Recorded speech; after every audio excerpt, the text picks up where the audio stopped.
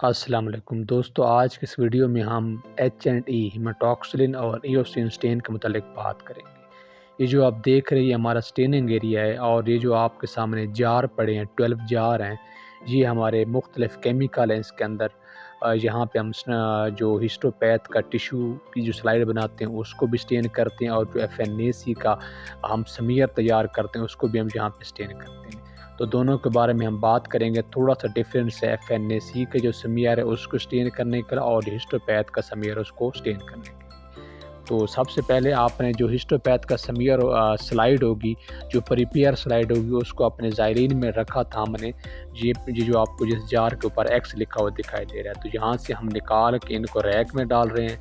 फिर हम इनको यहाँ से ले के जाके सबसे पहले इनको टैप वाटर में हम वॉश करेंगे। थोड़ी देर के लिए कम से कम 3 to 5 मिनट के लिए हम इसको हल्का सा टैप वाटर ओपन करेंगे और इसमें हम इसको रख देंगे। फिर हम यहाँ से इनको निकालेंगे और सबसे पहला जो स्टेप हिस्टोपैथ टिश्यू की जो स्लाइड है उनको हम स्टार्ट करेंगे और वो है हमारे पास रिहाइड्रेशन। वो हम अभी करेंगे और आपको दिखाएंगे। ये हमने अब स्लाइडें रैक से टैप वाटर से निकाल के रैक साइड पे रख दी। इसी रैक के अंदर हमारी स्लाइडें हैं। तो जी थोड़ी देर के बाद अभी आप देखेंगे कि हम इसकी रिहाइड्रेशन करेंगे, यानी जो स्टेनिंग का जो पहला स्टेप है। तो जी हमने अब पहला स्टेप जो है स्टेनिंग का रिहाइड्रेशन, ये जो पहले आप जिसके अंदर आप देख रहे हैं कि ये हमारा जो रैक है स्लाइड का जो पड़ा है, ये हमारे पास अल्कोहल है और ये हमारे पास एब्सोल्यूट 100% अल्कोहल है। इसमें हम कम से कम 3 to 5 मिनट इस जार में रखेंगे। फिर हम इससे जो दूसरा स्टेप है, क्योंकि हमारे पास 2 रैक हम एक साथ चला रहे हैं, तो जब भी हमारा टाइम पूरा हो गया तो हमने दूसरे में जार में रख दिया है। इसमें हमारे पास 90% अल्कोहल है। फिर इसके बाद हम तीसरे जार में हम ये रखने जा रहे हैं, इसमें हमारे पास 80% अल्कोहल है। तो रिहाइड्रेशन यानी हम टिश्यू में वाटर को दोबारा रिप्लेस कर रहे हैं। ठीक है, इस रिहाइड्रेशन के बाद फिर हम क्या करेंगे, इन रैक को हम निकालेंगे और दोबारा हम इनको टैप वाटर के अंदर रखेंगे, वैसे ही 1 से 2 मिनट के लिए। दोबारा ये जो हमारे पास जो अल्कोहल जो हमने रिहाइड्रेट अल्कोहल से किया है टिश्यू को डिसेंडिंग आर्डर में 100% से 90% और फिर 80% के, तो फिर हम इनको दोबारा टैप वाटर में रखेंगे। तो ये हम टैप वाटर में रख के 1 से 2 मिनट के लिए इनको अब वॉश कर रहे हैं। ठीक है, फिर इसके बाद हमारे पास अब स्टेनिंग का पहला स्टेप है। ये जो हम आप देख रहे हैं कि हम जार जो है ये हमारे पास सबसे पहला स्टेन है हिमेटॉक्सिलिन। तो इसके अंदर कम से कम आपने 3 to 5 मिनट के लिए रखना होता है।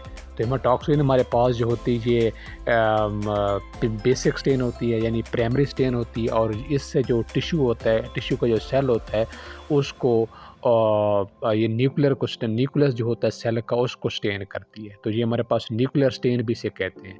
तो 3 to 5 मिनट के बाद आपने क्या करना है, इसको देखना है जैसे हम देख रहे हैं स्लाइड को कि अगर एक्स्ट्रा स्टेन हो गई है तो उसके बाद फिर हम दूसरा स्टेप करते होते हैं एसिड डिक्लोराइज़र। वो तब करना होता है जब एक्स्ट्रा स्टेन हो जाए। ये जो हिमेटॉक्सिलिन के बाद हमारे पास दूसरा जार हम अब ईओसिन में डाला हुआ है, लेकिन ये वाला जो है जार जिससे हमने अब ढक्कन उठाया है, ये हमारे पास एसिड डिक्लोराइज़र है। एसिड डिक्लोराइज़र में आपने तब स्टेन करना होता है जब स्टेन बहुत ज़्यादा टिश्यू के ऊपर आ जाए या स्लाइड के ऊपर आ जाए। अगर ना आए तो फिर आपने ईओसिन में डाल देना होता है। ठीक हो, जो ईओसिन में अब आपने देखा, ये ईओसिन के बाद अब एक कंट्रास्ट डेवलप हो गया है। ईओसिन जो टिश्यू या सेल का साइटोप्लाज्म को स्टेन करती है और उसको पिंक कलर देती है। हिमेटॉक्सिलिन जो होती है वो ब्लूइश कलर देती है या ब्लैक, और ईओसिन जो होती है वो पिंक कलर देती है। ठीक है, ईओसिन है साइटोप्लाज्म को स्टेन करती है, हिमेटॉक्सिलिन जो है वो न्यूक्लियस को स्टेन करती है। अब ये हो गया। अब इसके बाद आपने ये जो पहले जार से निकाला था, अब दोबारा स्टेनिंग के बाद ईओसिन के बाद आपने क्या करना, आपने डिहाइड्रेशन करनी होती है। डिहाइड्रेशन आपने असेंडिंग आर्डर में जाना होता है, 80%, 90%, फिर 100%। वो भी आपने 3 to 5 मिनट में जाना होता है। उसके बाद फिर होता है क्लियरिंग। ये जो स्टेप हम कर रहे हैं ये क्लियरिंग कर रहे हैं। तो क्लियरिंग आपने ज़ाइलिन से करनी होती है। ज़ाइलिन के 2 जार होंगे, उनके अंदर ज़ाइलिन होगी, ज़ाइलिन 1 और ज़ाइलिन 2।